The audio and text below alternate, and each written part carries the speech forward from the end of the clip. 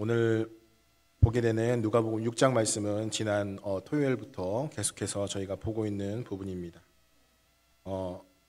6장 말씀을 보면서 6장의 앞서 17절 말씀에서 시작하고 있는 문장에서 알 수 있듯이 17절 말씀 보게 되면 예수께서 그들과 함께 내려오사 평지에 서시니 그 제자의 많은 무리와 그리고 온 많은 백성도 있더라라는 그 말씀을 통해 이 누가복음 6장 말씀이 우리가 알고 있는 소위 평지수훈이라고 하는 것으로 알려진 예수님의 가르침에 해당하는 말씀인 것을 저희가 알 수 있습니다.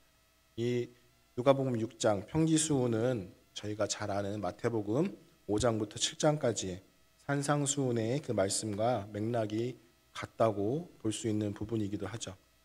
그런데 이제 예수님께서 설교를 택하신 장소를 마태복음 5장 1절에서 산 위로 표현하고 있고 누가는 평지 6장 17절 말씀을 통해서 평지로 소개하고 있다는 점에서 그 부분만 다를 뿐 예수님께서 가르치시는 그리고 말씀하시는 것은 동일한 것을 저희가 알 수 있습니다. 예수님의 공생의 3년 동안의 기간 중에 언제나 예수님은 제자들과 함께 다니셨고 병자를 고치시고 이제 귀신을 내쫓는 일에 열심을 다하셨습니다. 오늘 본문 말씀에서도 우리 예수님께서는 그분의 열심을 다하시고 계십니다. 제자들에게 말씀하실 때 오늘 말씀 첫 구절에 보듯이 비유로 말씀하시되라고 하신 것처럼 예수님은 비유를 통하여 말씀하시고 계십니다. 비유적 이야기를 통해서 일반 사람들 같으면 장황하게 설명해야 할 것을 예수님은 몇 마디로 효과적으로 전하십니다. 예수님께서 하시는 이 비유의 말씀을 통해서 그리고 예수님은 그분의 말씀 가운데 진리를 예증하시고 구원의 메시지를 명확하게 전해주시는 분이라는 것을 저희들은 잘 기억해야 합니다. 하지만 성경 말씀에 보듯이 제자들과 많은 이들은 예수님께서 가르치시는 또한 말씀하시는 것을 한 번에 알아듣지 못하고 수일 또한 여러 차례를 거침에 늦은 뒤에 시간이 오래 흐른 뒤에 알게 되고 이해하게 되는 것을 저희들은 보게 됩니다. 평지수훈의 말씀 오늘 해당하는 말씀 부분에서 이제 후반부에 해당하는 예수님의 그 비유의 가르침 부분이기도 한데요. 39절부터 49절의 이 말씀 가운데서도 이 말씀이 세 단락으로 구분되고 있는 것을 보게 됩니다. 첫 번째 부분은 이제 이웃과의 생활에서 가지게 되는 태도에 대한 비판자가 가지는 오류에 대한 내용의 말씀을 예수님께서 구체적인 예를 들어 말씀하고 계십니다. 저희가 살아가는 하루하루의 삶 가운데 매일같이 들려오고 있는 것들이 있지 않습니까? 요새 많이 이슈가 되고 있는 두 정당의 어떠한 언쟁, 계속되는 언쟁과 더불어서 청문회, 이제 헌재 심판 등에 대한 여러 내용들이 계속해서 뉴스를 통해서 언론사의 여러 보도들을 통해서 가득가득 우리 귀에 들리고 우리 눈에 보이는 것들을 다들 아실 거라고 봅니다. 오늘 말씀 가운데 41절 말씀을 보면 어찌하여 형제의 눈 속에 있는 티는 보고 내 눈 속에 있는 들보는 깨닫지 못하느냐 하는 말씀이 더 유독 여러분들께도 뚜렷하게 들리고 보이지 않겠나 싶은 것은 어떤 연유에서일까요? 성도님들도 알다시피 들보라는 것이 무엇입니까? 우리가 다른 용어로 알고 있는 대들보라고 하는 것이 요새는 집을 짓게 될 때 이제 HBM 구조를 통해서 철골로 많이 짓는 집 구조를 띠고 있지만 예전에는 한옥 건물을 지을 때 기둥과 기둥 사이에 이제 그 집의 중심을 잡기 위해서 기둥과 기둥 사이에 얹어 놓는 큰 나무 기둥을 들보라고 하지 않습니까? 그만큼 우리가 알고 있는 들보는 큰 모양 그리고 어떤 외형적인 것을 갖고 있는 것을 뜻하는 용어이기에 말씀에 나오는 티끌과 같은 작은 것 하나는 보면서 이 들보라고 하고 들보라 비유되는 이 크고 큼지막한 어떠한 그 자신의 그런 약점이나 단점에 대해서는 말하지 않고 왜 다른 사람의 티끌과 같은 그 작은 것 하나는 더 자세하게 보게 되는가라는 것을 예수님께서 비유로 이제 무리와 제자들에게도 말씀하고 계신 것이죠.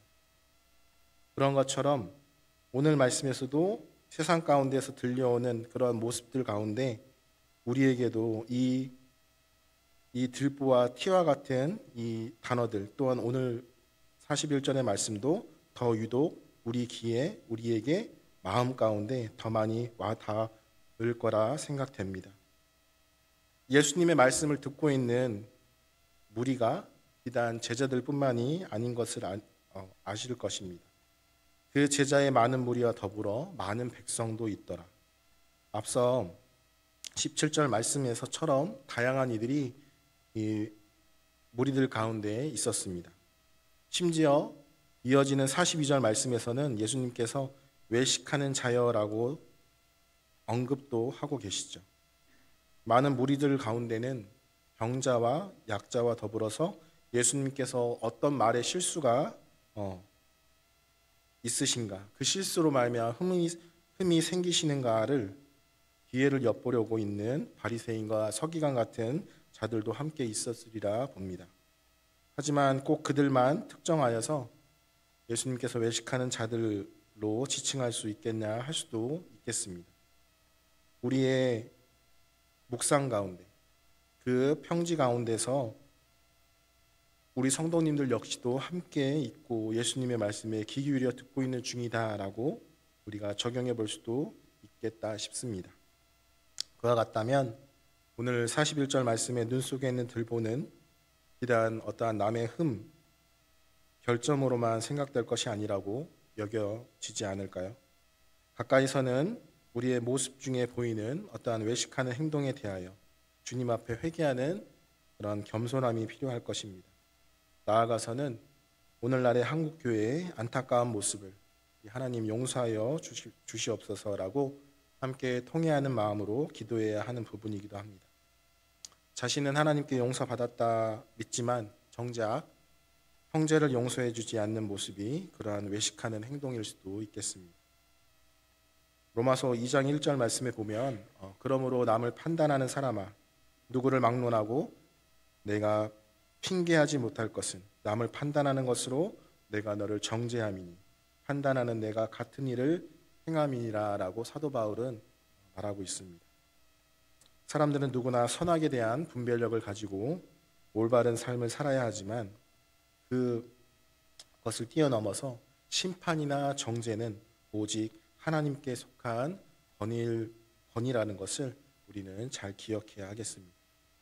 사랑하는 성도 여러분, 하나님은 오늘도 우리 모두의 심판자 되시고 우리의 청중이요 관중이 되어주시는 분이십니다.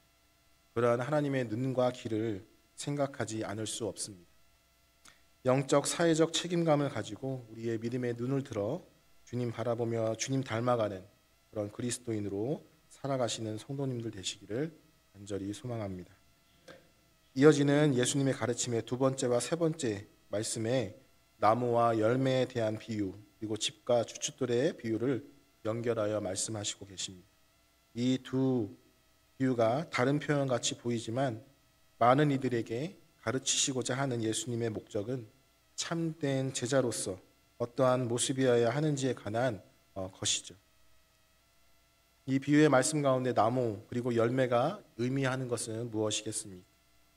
사람이 가지는 인격 혹은 마음으로 각 사람이 가지는 여러 방법들, 태도에 영향을 주는 말과 그 이제 행동으로 연결되는 것을 의미하고 있습니다. 그러면서 예수님은 가시나무와 무화과 그리고 찔레와 포도로 비유되는 예를 드시고 계시고 45절 말씀에 듣는 무리를 향하여서 전하시고 계십니다. 선한 사람은 마음에 쌓은 선에서 선을 내고 악한 자는 그 쌓은 악에서 악을 내나니 마음에 가득한 것을 입으로 말함이니라 라고 말씀하시죠.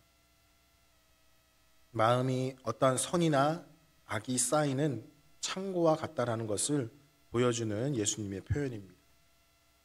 사람도 평소에 마음에 축적된 것이 그 사람에게서 마음에 쌓아둔 것으로만 끝나는 것이 아니라 행동으로 그리고 말로서도 표현되기도 합니다. 그것이 드러나게 되는 것이죠. 우리가 잘 아는 사자성어, 표리부동이라고 하는 단어를 다들 아실 거라고 봅니다. 속담에 겉과 속이 다르다라고 하는 그 속담과 같은 의미를 가지는데, 성경에 보면 이러한 표리부동한 모습을 보이는 무리를 저희는 누구로 기억합니까? 바리새인가가 서기관 같은 그러한 무리들을 이 표리부동한 무리들 인물들로 기억하고 그렇게 또한 적용하고는 합니다.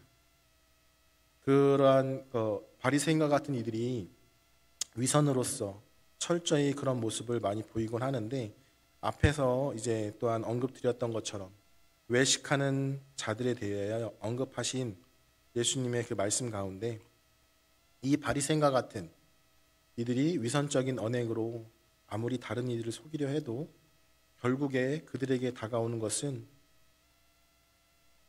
어떠한 그러한 그 위선적인 열매를 통해서 악한 소행이 발각되고 결국엔 폭로된다라는 의미를 갖는 것을 우리는 알 수 있습니다.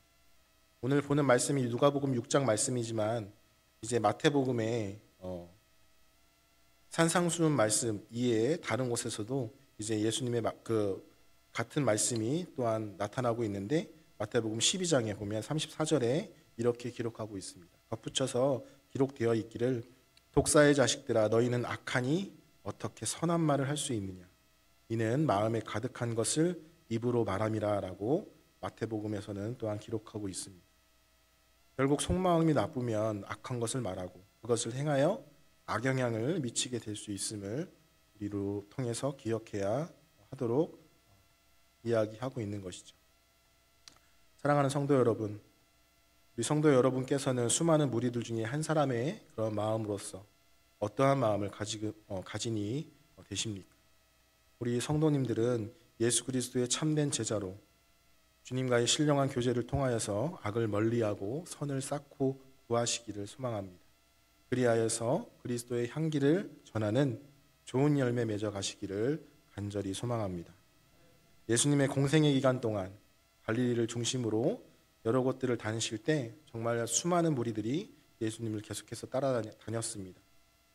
하지만 그 따라다닌 수많은 무리들 중에 예수님을 따르는 목적이 모두가 같지는 않았을 것입니다. 46절에 보면 너희는 나를 불러 주여 주여 하면서도 어찌하여 내가 말하는 것을 행하지 아니하느냐라고 말씀하고 계시죠. 육체적이고 어떠한 현세적인 것에만 이 무리들은 관심을 갖고 예수님께서 나를 고쳐주시기를, 예수님께서 어떠한 기적과 이적을 행해 주시기만을 어쩌면 바라면서 우리가 소위 말하는 콩고물이 떨어지기를 기다리는 그러한 마음이었을 수도 있습니다. 하지만 정작 예수님이 전하시는 신령한 교훈을 깨닫고 실천의 행함으로 적용하는 것에는 그들이 무관심했을 수도 있을 것입니다. 그러한 무관심한 이들에게 예수님께서 하신 말씀이죠. 성도 여러분, 우리는 어떤 자세로 반응해야 할까요? 예수님의 말씀하심에 우리는 나와 그리고 듣고 행하는 성도님들의 삶이 되시기를 소망합니다. 이 나와 듣고 행하는 이 세 낱말, 성경에서는 현재 분사형으로 쓰이고 있는데 이 현재 분사형이라고 하는 이 구조는 계속적인 동작을 의미하고 있습니다. 즉, 이 나와 듣고 행한다라는 것은 우리의 믿음의 성장의 과정이 계속해서 진행 중이다라는 것을 말하는 것이죠. 이러한 믿음의 성장을 지키는 삶을 사는 우리 그리스도인으로 살아갈 때 살아있는 그리스도인으로 선한 열매를 맺는 자로 거듭나게 될 줄로 믿습니다. 세 번째 그 비유, 집과 주춧돌 말씀에 예수님께서는 사람을 건축자로 비유하고 계십니다. 마태복음 7장에 24절부터 27절까지도 동일한 말씀이 나오고 있는데, 건축자로서도 두 경우가 나오고 있죠.